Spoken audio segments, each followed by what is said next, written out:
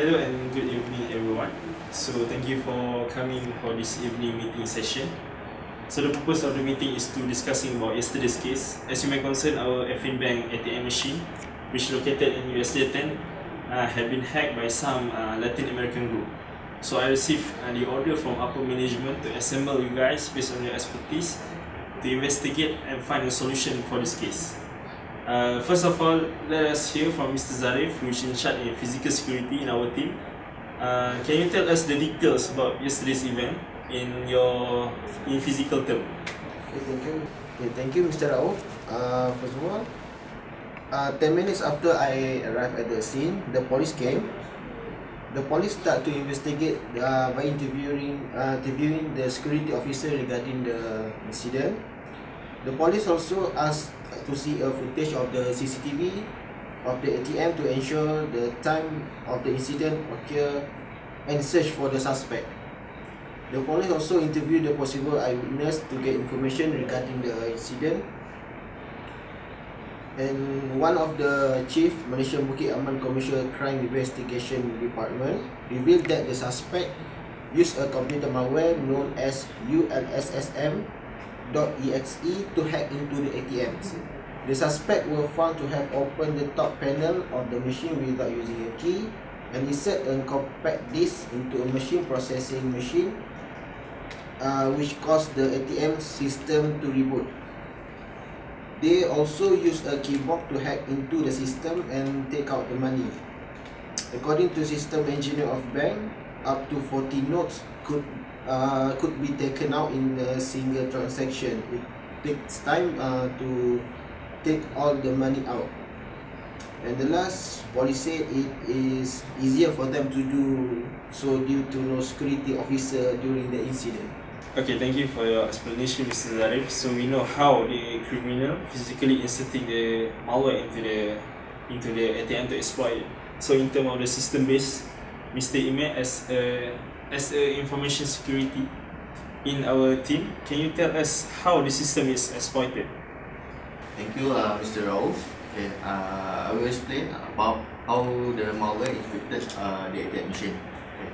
According to the footage from the security camera and the application of the infected ATM, the criminal were able to manipulate the device and install the malware via the bootable disk. When the bootable disk was inserted to the ATM machine, the malware itself will reboot the ATM machine and install itself in the ATM. Then we'll copy two files, one in the Windows base file and then the other one in the startup folder. After the malware running, the file in the startup folder will delete itself and then we'll create a key in the registry. The malware itself will run in the background in the infinity loop, waiting command from the criminal itself. This type of malware will only accept command at the specific time, such as Sunday and Monday night. That is the default setting for this kind of malware. But the criminal itself can change the day, however they like. Okay. Before I proceed to explain how the malware itself works, I will tell a little bit about what is malware to our manager, so he can understand about it. Okay. Malware is a category of malicious code that include virus, worm, and Trojan horse.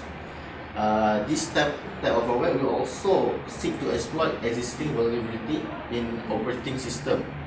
The reason why this kind of malware can infect our ATM machine is because mostly the ATM machine that was using is old Windows system. There is currently about 95% ATM machine was using Windows XP that is out of date and currently doesn't have not support from Microsoft anymore. Okay.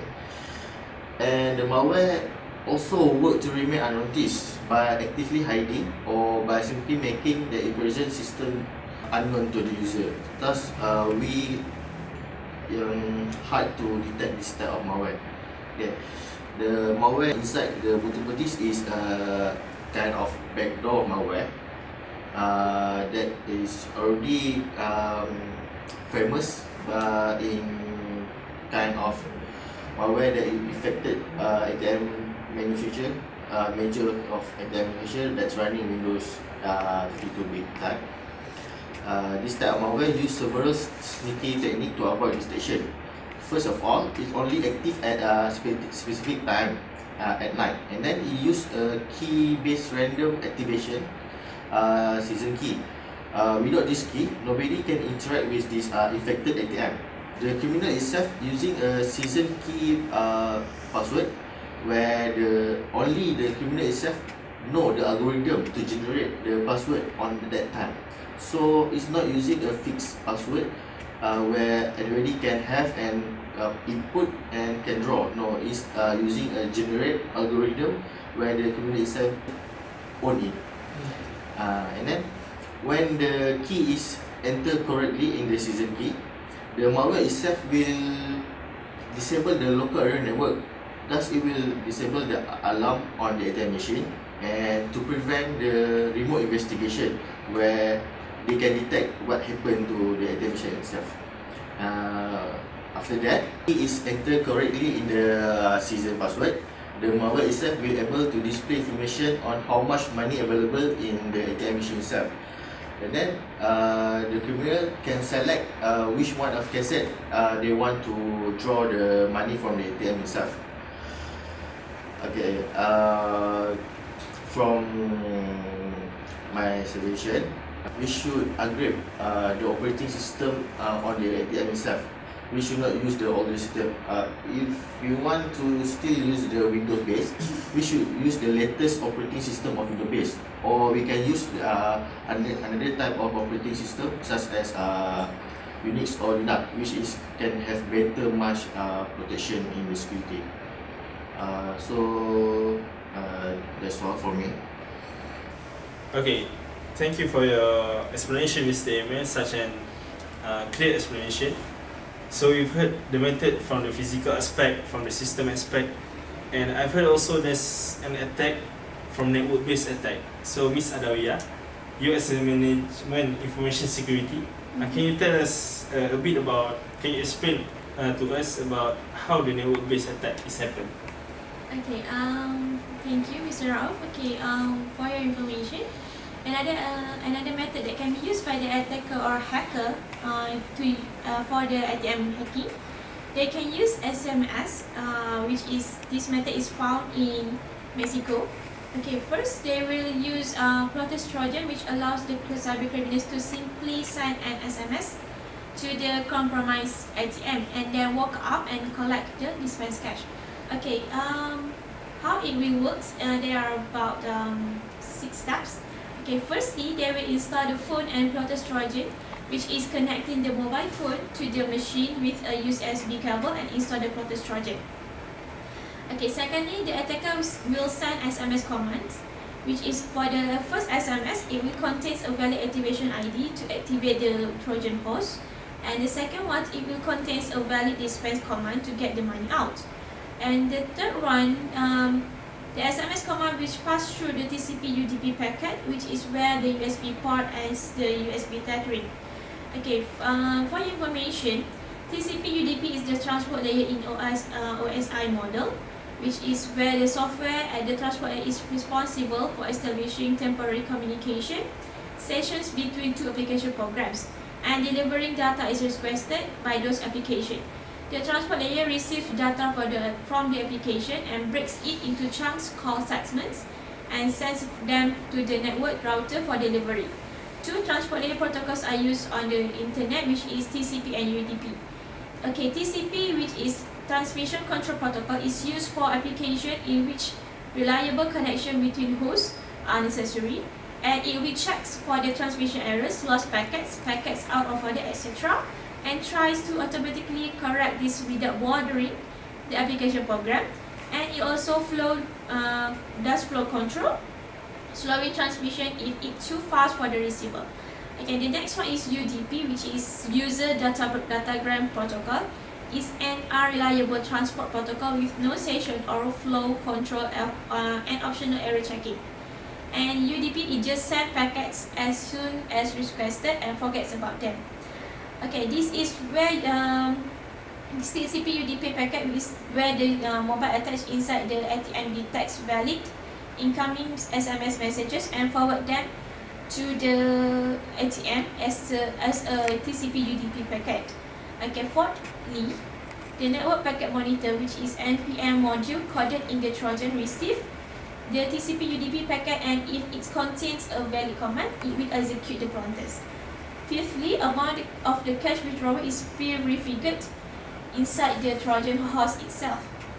Okay, and lastly, if the hacker will collect the cache from the hacked ATM machine as the commands executed. That's all from me. Thank you. Okay, thank you, Ms. Adawiyah, for the explanation in network-based attack.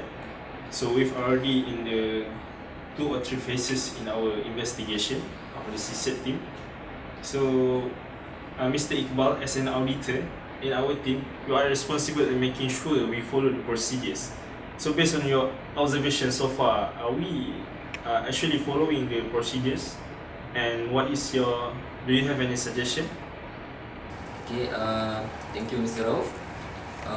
So far, I think the procedure has been followed very well, but I will highlight back some of the procedure that we need to do as a CSET team. Okay, the first one is to gather some evidence, either from the CCTV footage or the physical evidence at the crime scene, so that we know what kind of tools or ways that they use to breach our ATM machine. So, the evidence and information that we obtain from our physical security member is that the hacker opened up the top panel of the ATM machine without using a key and insert a compact disc into the machine, which caused the ATM system to reboot. Okay, that's the first one. The second one is to identify what kind of intrusion that the hacker do. From the analysis that have been made by our IT and management information system, is that the hacker do some system breach where they're using malware known as ulssn.exe and cause our system to reboot. While in the scope of network breach, the hacker use SMS function to steal the money by connecting the first mobile phone at the ATM machine, which USB cable that contain Trojan, and using the second mobile phone to send the SMS. So, based on my observation from this incident, the cause of the occurrence is due to the lack of security guard itself and allow the hacker to touch our ATM machine and extend the duration of stealing money session from the ATM. And for the alarm system, I'm suggesting that we upgrade the alarm system so that it will trigger when something or someone messing with the machine system. And I'm also fully support the idea from our IT security member, that we should change and upgrade our system to the latest OS, such as Unix or Linux, as we already know that the Microsoft already stopped supporting the Windows XP operating system since 2014. What can I conclude in here is that we must not think about the profit alone without considering the potential risk in the future. So that's all from me. Okay, thank you, Mr. Iqbal, the auditor in our CSET team. So, Ms. Sahida, as the attorney in our CSET team, this is kind of robbery and theft-free, right? So, in your observation, in your knowledge, what is act from Malaysian law that we can use to accuse the hacker and the criminal? Okay, thank you to Mr. Rauf.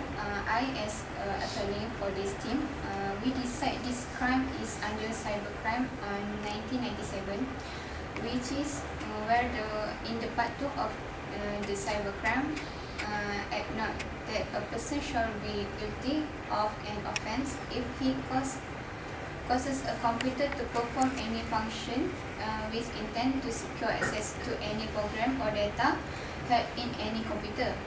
The person also guilty of if the access he intend to secure is unauthorized and he knows at the time when he caused the computer to perform the function that is the case. The act note that the intent a person has to have to commit an offence under this section need not be directed at any particular program or data, a program or data of any particular kind, or a program or data held in any particular computer.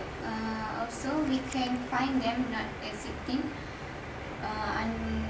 around 50,000 or to imprisonment not exceeding of 5 years or both.